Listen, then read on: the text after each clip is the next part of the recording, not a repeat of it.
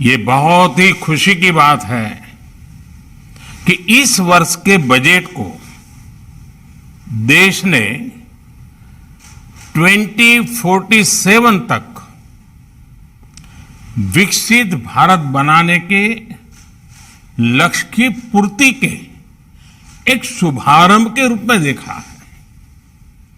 Budget को भावी अमृतकाल की दृष्टि से देखा और परखा गया है। ये देश के लिए शुभ संकेत है कि देश के नागरिक भी अगले 25 वर्षों को इन्हीं लक्ष्यों से जोड़कर देख रहे हैं। साथियों, बीते 9 वर्षों में देश विमेन लेड डेवलपमेंट के विजन को लेकर आगे बढ़ा है। भारत ने अपने बीते वर्षों के अनुभव को देखते हुए विमेन डेवलपमेंट से विमेन लेड डेवलपमेंट के प्रयासों को वैश्विक मंच पर भी ले जाने का प्रयास किया है। इस बार भारत की अध्यक्षता में हो रही G20 की बैठकों में भी ये विषय प्रमुखता से छाया हुआ है। इस वर्ष का बजट भी विमेन लेड डेवलपमेंट के इन प्रयासों को नई गति देगा और इसमें आप सभी की बहुत बड़ी भूमिका है। मैं इस बजट वेबिनार में आप सभी का स्वागत करता हूं। साथियों, नारी शक्ति की संकल्प शक्ति, इच्छा शक्ति, उनकी कल्पना शक्ति, उनकी निर्णय शक्ति, त्वरित फैसले लेने का उनका सामर्थ्य, निर्धारित लक्ष्यों को प्राप्त करने के लिए उनकी तपस्या, उनके परिश्रम की पराकाष्ठा, ये हमारी मातृशक्ति की पहचान है। ये एक प्रतिबिंब है। जब हम विमेन लेड डेवलपमेंट कहते हैं तब उसका आधार यही शक्तियां हैं। मां भारती का उज्जवल भविष्य सुनिश्चित करने में नारी शक्ति का यह सामर्थ्य भारत की अनमोल शक्ति है। यही शक्ति समूह इस शताब्दी में भारत के स्केल और स्पीड को बढ़ाने में बहुत बड़ी भूमिका निभा रही है। साथियों, आज हम भारत के सामाजिक जीवन में बहुत बड़ा क्रांतिकारी परिवर्तन महसूस कर रहे हैं। पिछले कुछ वर्षों में भारत ने जिस प्रकार विमेन एम्पावरमेंट के लिए काम किया है, आज उसके परिणाम नजर आने लगे हैं। आज हम देख रहे हैं कि भारत में पुरुषों की तुलना में महिलाओं की संख्या बढ़ रही है।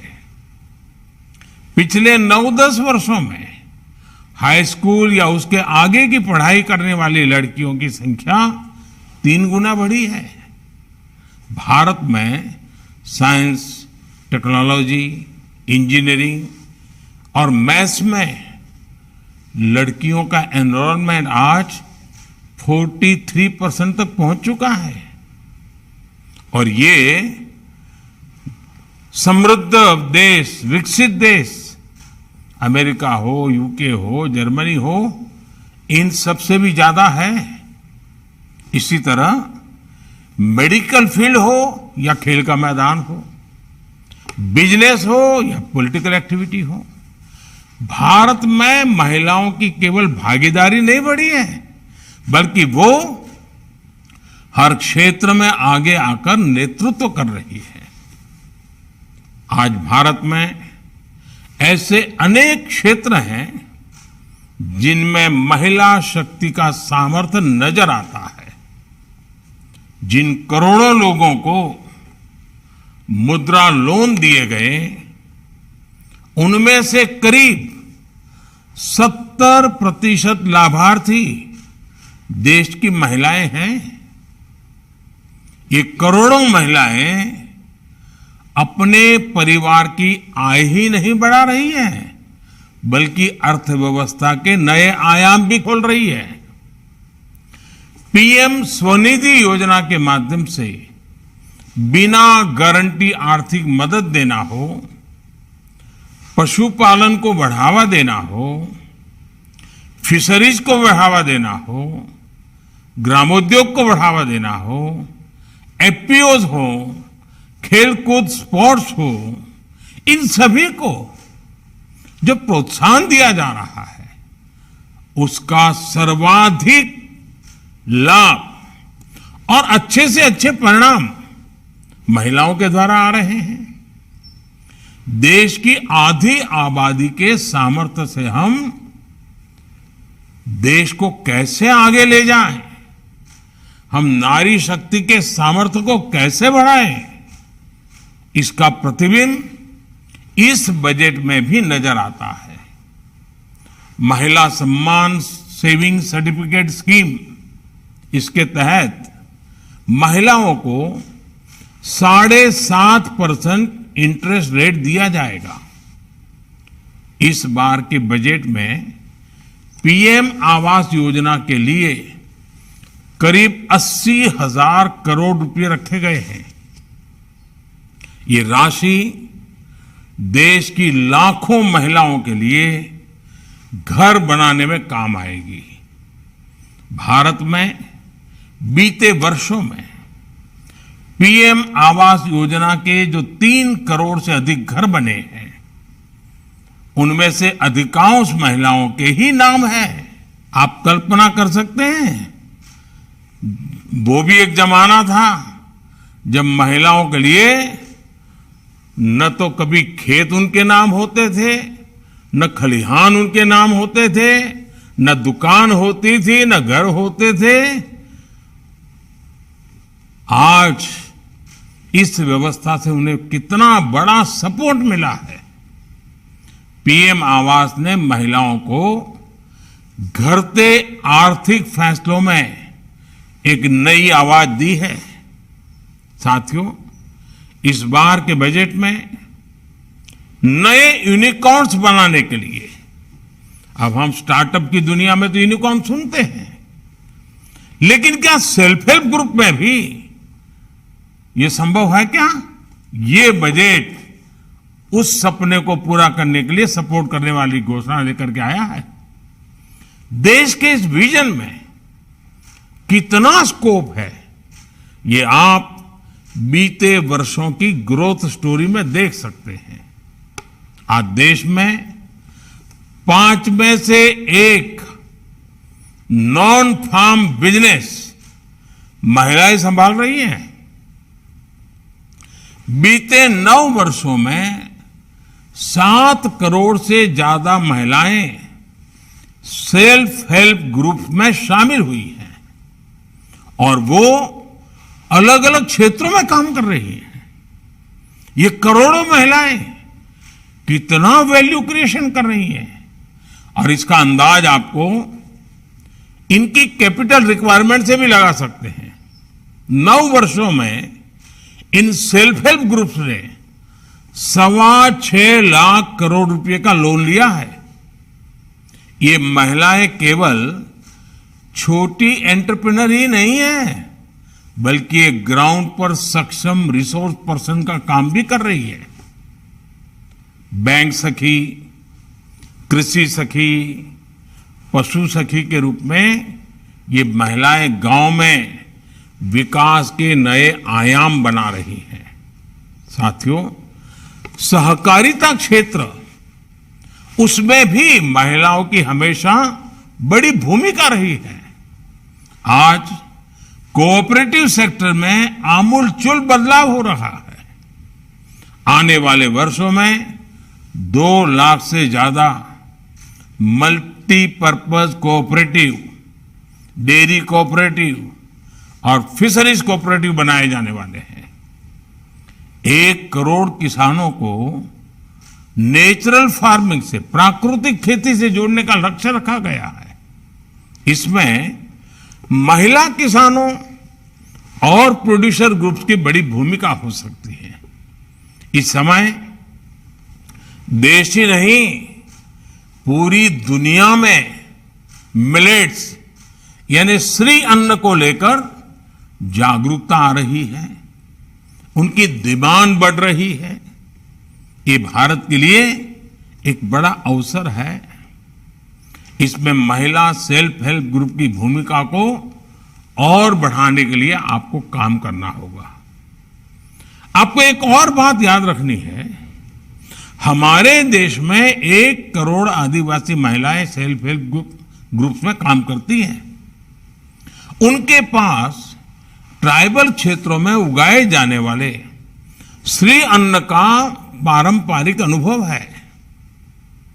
हमें श्री अन्न की मार्केटिंग से लेकर इनसे बने प्रोसेस्ड फूड से जुड़े अवसरों को टैप करना होगा। कई जगहों पर माइनर फॉरेस्ट प्रोड्यूस को प्रोसेस करके मार्केट तक लाने में सरकारी संस्थाएं सहायता कर रही है। आज ऐसे कितने सारे सेल्फ हेल्प ग्रुप रिमोट इलाकों में बने हैं, हमें इसे और व्यापक स्तर पर लेकर जाना चाहिए। साथियों, ऐसे तमाम प्रयासों में युवाओं के, बेटियों के स्किल डेवलपमेंट की बहुत बड़ी भूमिका होगी। इसमें विश्वकर्मा योजना एक बड़े ब्रिज का काम करेगी। हमें विश्वकर्मा योजना में महिलाओं के लिए विशेष अवसरों को पहचान कर उन्हें आगे बढ़ाना होगा।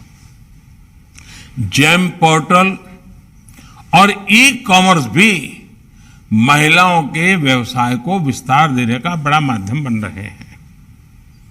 आज नई टेक्नोलॉजी का फायदा हर सेक्टर ले रहा है। हमें सेल्फ हेल्प ग्रुप्स को दी जाने वाले ट्रेनिंग में ज्यादा से ज्यादा नई टेक्नोलॉजी के प्रयोग पर बल देना चाहिए। साथियों, देश आज सबका साथ, सबका विकास, सबका विश्वास और सबका प्रयास की भावना के साथ आगे बढ़ रहा है। जब हमारी बेटियां सेना में जाकर देश की सुरक्षा करती दिखाई देती हैं, राफेल उड़ाती दिखाई देती हैं, तो उनसे जुड़ी सोच भी बदलती है। जब महिलाएं एंटरप्रेन्योर्स बनती हैं, फैसले लेती हैं, रिस्क लेती हैं, तो उनसे जुड़ी सोच भी बदलती है। अभी कुछ दिन पहले ही नागालैंड में पहली बार 2 महिलाएं विधायक बनी हैं, उनमें से एक को मंत्री भी बनाया गया है। महिलाओं का सम्मान बढ़ाकर, समानता का भाव बढ़ाकर ही भारत तेजी से आगे बढ़ सकता है। मैं आप सभी से आह्वान करूंगा, आप सभी महिलाओं, बहनों, बेटियों के सामने आने वाली हर रुकावट को दूर करने के संकल्प के साथ आगे बढ़े। साथियों, 8 मार्च को महिला दिवस राष्ट्रपति द्रौपदी मुर्मू जी ने महिला सशक्तिकरण, उस पर एक बहुत ही भावुक आर्टिकल लिखा है।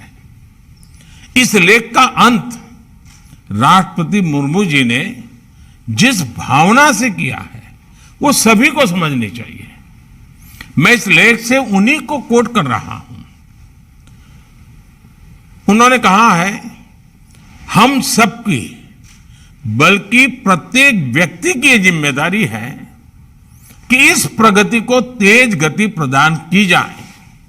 इसलिए आज मैं आप सबसे, प्रत्येक व्यक्ति से, अपने परिवार, आस पड़ोस अथवा कार्यस्थल में एक बदलाव लाने के लिए स्वयं को समर्पित करने का आग्रह करना चाहती हूं।